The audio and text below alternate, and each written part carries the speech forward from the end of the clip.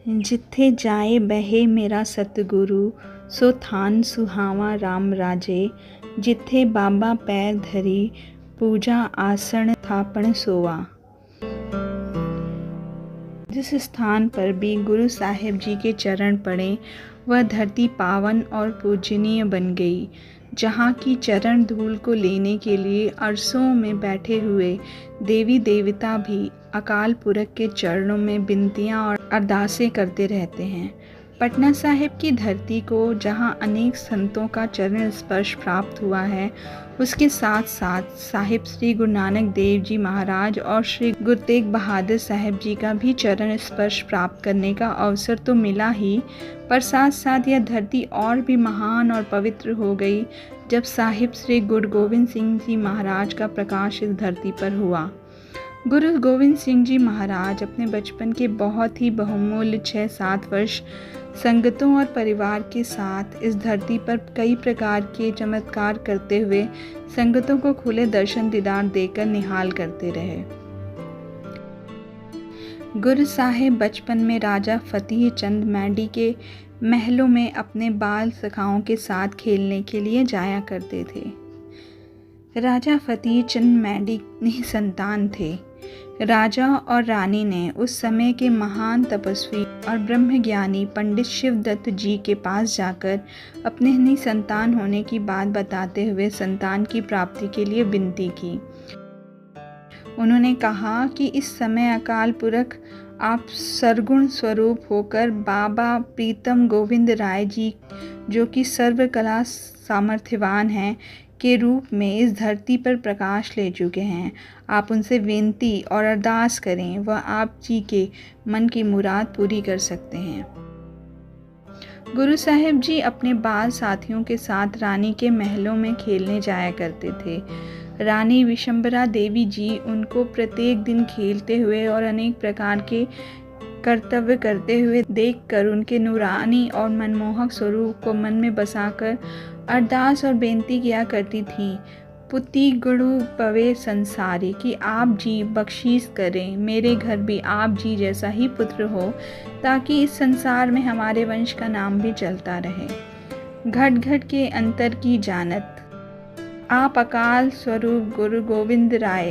रानी के मन की अरदासों को परवान करते हुए एक दिन खेलते खेलते रानी जी की गोद में जा बैठे और वचन किया कि माता जी, मैं आज से आप जी का धर्मपुत्र हूँ और आप मेरी धर्म माता हो। गुरु साहिब जी की मनमोहक और तोतली आवाज़ सुनकर रानी विशंबरा देवी भाव विभोर हो गईं और उनकी आंखों से प्रेम के आंसू झलक गए और कहने लगी, मेरे मन की इच्छा यह थी कि मेरे घर भी आप जैसा एक लाल पुत्र हो, जिसके फलस्वरूप हमारी भी इस संसार के साथ सांझ पड़ सके।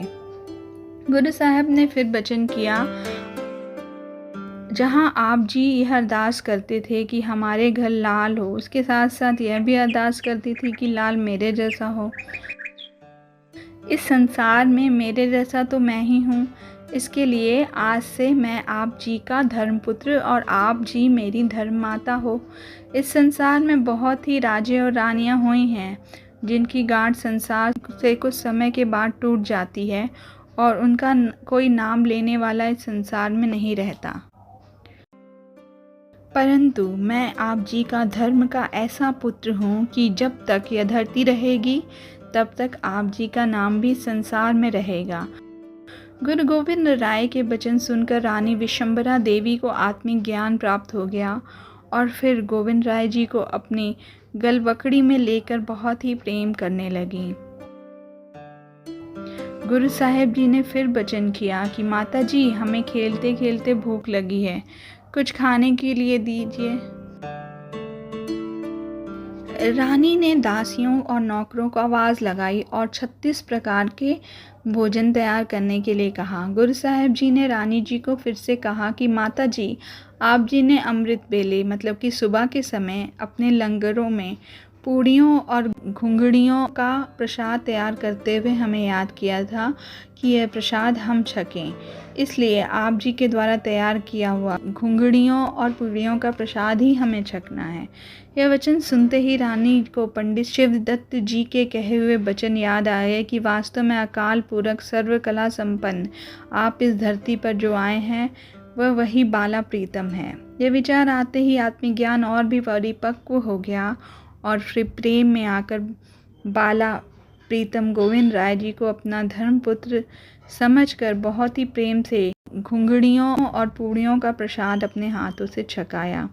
गुरुजी ने प्रसाद छककर अपने साथियों को उस प्रसाद को छकाने के लिए कहा। गुरुजी का यह चोट जब गुरुजी साहिब की बाल अवस्था लगभग 2 वर्ष की थी घटित हुआ। गुरु साहिब जब पटना साहिब की धरती को छोड़कर जाने लगे, राजा फतेह चंद मैडी और रानी विशंबरा देवी जी ने आकर विनती की कि आप जी हमारे धर्म के पुत्र हो, आप जी के बगैर हम किस तरह रहेंगे। गुरु साहिब जी ने वचन किए, गुरु पिता का आदेश है, इसलिए हमें पंजाब की तरफ जाना तो होगा, हम उसको टाल नहीं सकते, परंतु आप जी ने प्रत्येक दिन सुबह अमृत वेले संगत करके पूड़ियाँ और घुंघड़ियों का प्रसाद तैयार कर छोटे छोटे बच्चों की पंगत लगाकर उसको प्रसाद छकाना है। हम उनमें हाजिर नाजिर आप जी को मिलेंगे। राजा और रानी समय पाकर वृद्ध होने लगे तो अनंतपुर साहिब जा पहुँचे। गुरु साहिब जी से बेनती की, हम अब काफ़ी वृद्ध हो चुके हैं, आज तक तो पूड़ियों और घुंघड़ियों का प्रसाद अरदास करने के पश्चात छोटे छोटे बच्चों की पंगत लगाकर बांटते रहे, परंतु अब हम वृद्धावस्था में कैसे करेंगे। गुरु साहिब जी ने निर्मले संतों को बुलाया और धन्य धन श्री गुरु ग्रंथ साहिब जी के पावन स्वरूप के मुख्य पन्ने के बाहर अपने तीर की नोक से मूल मंत्र लिखकर उनको धर्म के प्रचार प्रसार के लिए गुरुद्वारा बाल लीला मैडी संगत में जिस तरह नियम अनुसार घुंघड़ियों और पूड़ियों का प्रसाद अरदास के पश्चात वितरित किया जाता था, उसी तरह से वितरित करने की आज्ञा देकर पटना साहिब की धरती की तरफ रवाना करके राजा और रानी की मनोकामना को पूरा किया। आज भी इस स्थान पर अमृत की पहली अरदास के पश्चात छोटे बच्चों की पंगत लगती है और उन बच्चों में पूड़ियों और घुंघड़ियों का प्रसाद वितरित किया जाता है। जिस कमरे में गुरु साहिब रानी की गोद में विराजे थे, उस कमरे की चौखट, छोटी ईंट की भीतरी दीवारें आज भी वही है। बाहरी संगमरमर की सेवा संगतों और संतों ने मिलकर कराई थी। सामने वाले 6 स्तंभ जो कि पत्थर के हैं, वह भी रानी विशंबरा देवी के महलों की निशानी है। दोस्तों, अगर आपको ये साखी अच्छी लगी है, वीडियो अच्छा लगा तो इस चैनल को सब्सक्राइब करें, वीडियो को लाइक करें और अपनों के साथ शेयर ज़रूर करें। Thank you.